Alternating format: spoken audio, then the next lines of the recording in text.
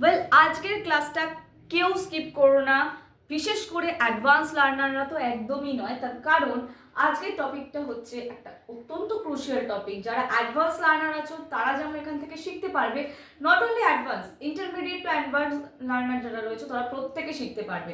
আর যারা beginner learner রয়েছে তারা কিন্তু খুব সহজে আইডিয়াটা গেইন করতে পারবে। তাহলে চলো আর বেশি দেরি না করে আজকের ক্লাসটা শুরু করা যাক। Welcome back to my channel Pratiki learning school, where learning is a beautiful journey. তাহলে চলো আর বেশি দেরি না করে আজকের টপিকে সরাসরি চলে আসা যাক।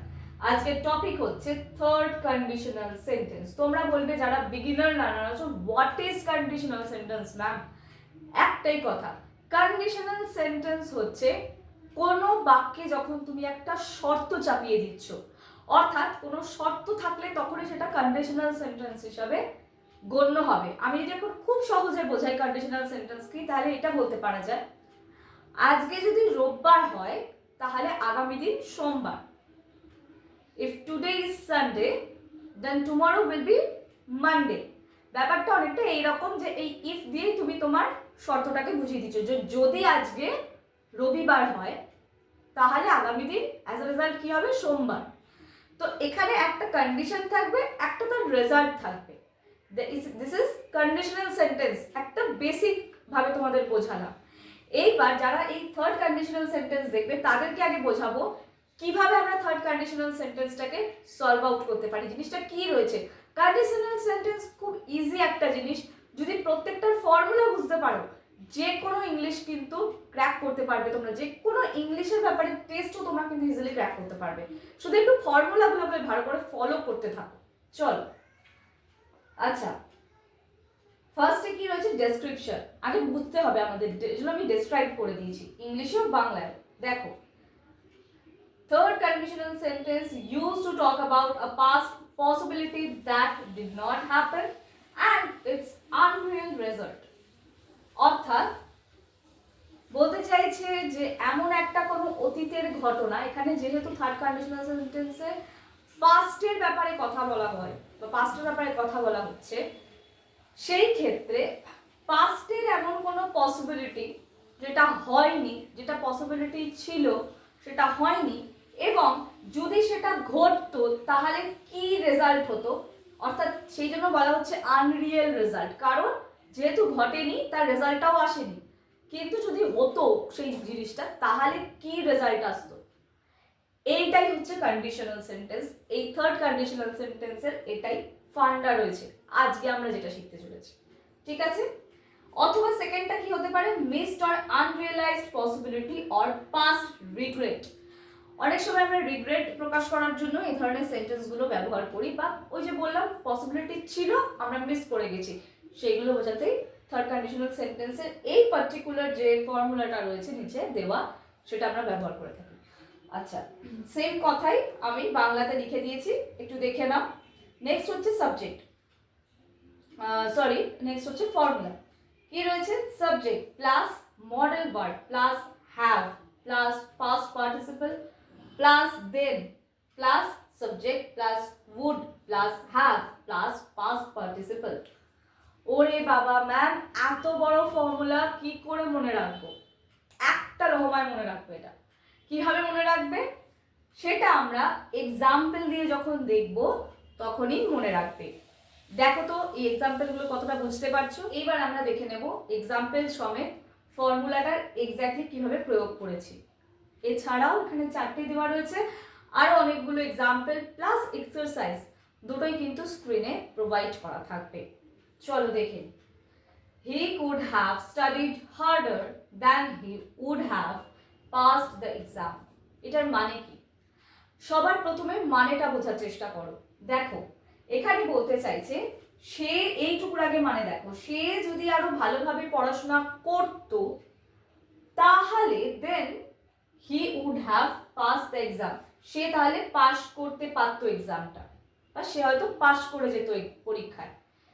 এখানে যদি এটা করতো, এটা কিন্তু হয়নি, সে ফেল করেছে হয়তো পরীক্ষায়, তাহলে সে এইটা হতো, অর্থাৎ এইটা পসিবিলিটি ছিল, এইটা তার রেজাল্ট স্বরূপ হতো, যেটা হয়নি।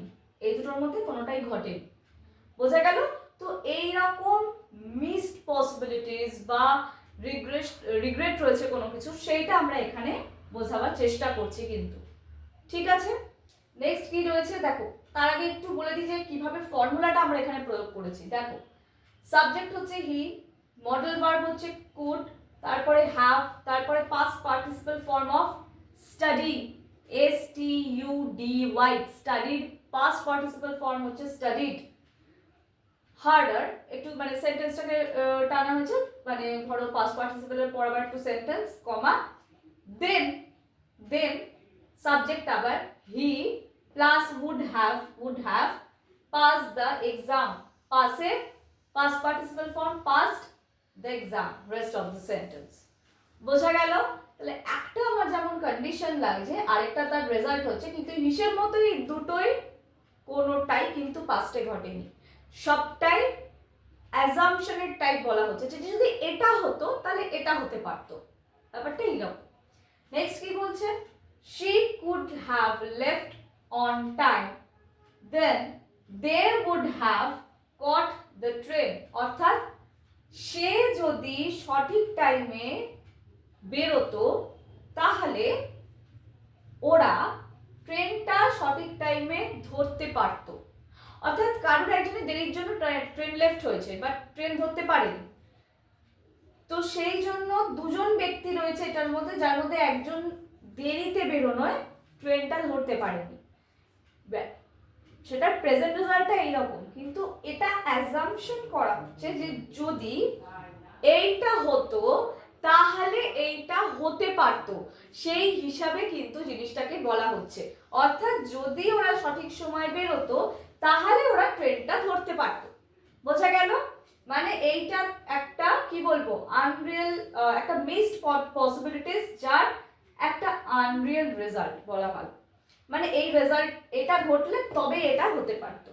নেক্সট কি বলছে, she could have called me earlier, then I would have helped her, অর্থাৎ সে আমাকে ফোন করতে পারতো তাহলে আমি তাকে সাহায্য করতে পারতাম।